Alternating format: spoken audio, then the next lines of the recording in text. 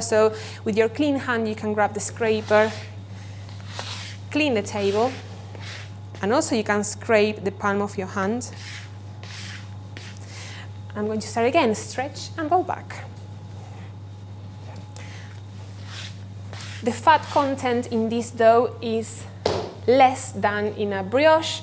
We are talking about 15% of fat in this one. In brioche, we have between 35 and 50, so it's a lot of butter.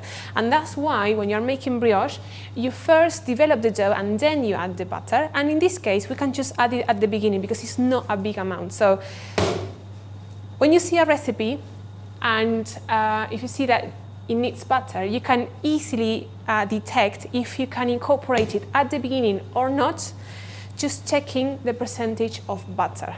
In that case, you're going to take as 100% the amount of flour, and based on that, you calculate how much fat you have in your recipe. If it's under 30%, you can incorporate it at the beginning with your dry ingredients. If more than 30, 35, you need to develop the gluten first and then you add it as when we do the brioche, okay?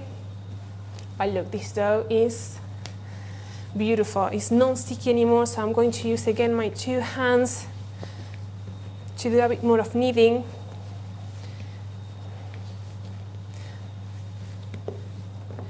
And also, if you want to release some stress, you can do the German kneading, the one that we like to use here at the school. It's just slapping the dough. Again, it's going to help to create more structure. It's like forcing our gluten to develop. So I'm going to hold my dough from one end and just basically slapping the dough on my table.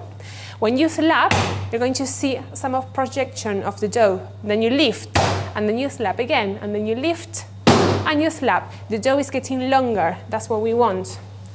And then from now, you can just play with the kneading technique that you like the most. Could be both hands. Could be a bit of slapping, or you can just go back to the heel of your hand